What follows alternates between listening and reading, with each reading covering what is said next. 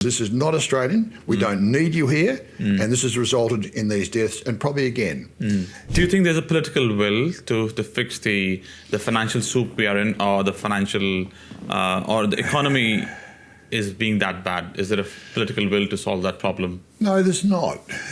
Unfortunately, the average Australian voter is so insulated from the real world. And I've said it before. If an Aussie voter's got a pie in one hand, a can of beer in the other, and he's off to the football, he's pretty happy with things. And when you see the subsidisation of local government and transport in WA by the government, people like free stuff. They just love free stuff. And when governments give them free stuff, like subsidised transport on trains and buses, of course people like that. But nothing in the world is free. At the end of the day, somebody has to pay.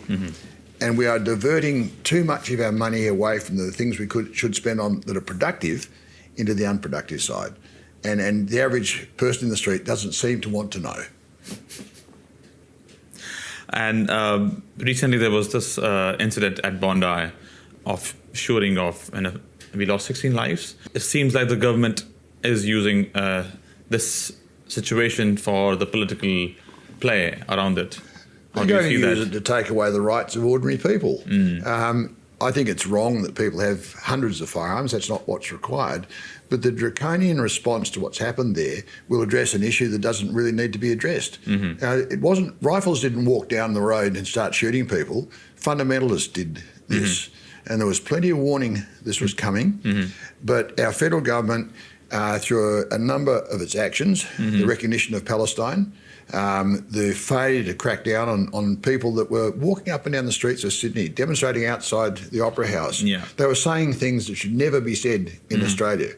They need to be, in my opinion, sent back where they came from. And with what they call now facial recognition, it ought not to be terribly hard to find the people that were yelling out death to the Jews and death to Israel and say, chant that as much as you like, but do it in the country you came from, because this is not Australian. We don't need you here. And this has resulted in these deaths and probably again. As we discussed earlier, the civil rights lawyers will intervene, and this will turn into a multi-million billion dollar operation to try and get them out of our country. We don't need them here. This is not the Australia I grew up in. And we need to take into account the fact that we see Australia as a nation of freedom and free speech. And these people with their hate speech have generated what happened. We need to say to them, go away, and we need to stop bringing them in. One extreme end of the exceptions of the room, people who are fundamentalists of any kind on the far right, on the far left corner, and these are minority of the population, and then legislation comes into on hate speech and on information gathering to manage the exceptions of the room, but the law is impacted to everybody. So it takes away power from everybody, not just the minority. It takes away from everybody. And we had these incidents in WA where two shooting events resulted in the deaths of people. Everybody else was punished for what happened. Now, I was heavily involved in the negotiations at a state level as to what was happening at the time. They couldn't prove for 1 minute that punishing law-abiding citizens with a licensed firearm was going to resolve the issue, because they indicated to me there were over 200,000, in their opinion, this is the police, unlicensed firearms out in the society today. They were very keen to punish law-abiding citizens that had a licensed firearm, but they were not prepared to address the issue around the unlicensed firearms. So look, the collateral damage that can occur from this knee-jerk reaction is huge. And you said a moment ago about the curbing of hate speech. Who determines what hate speech is?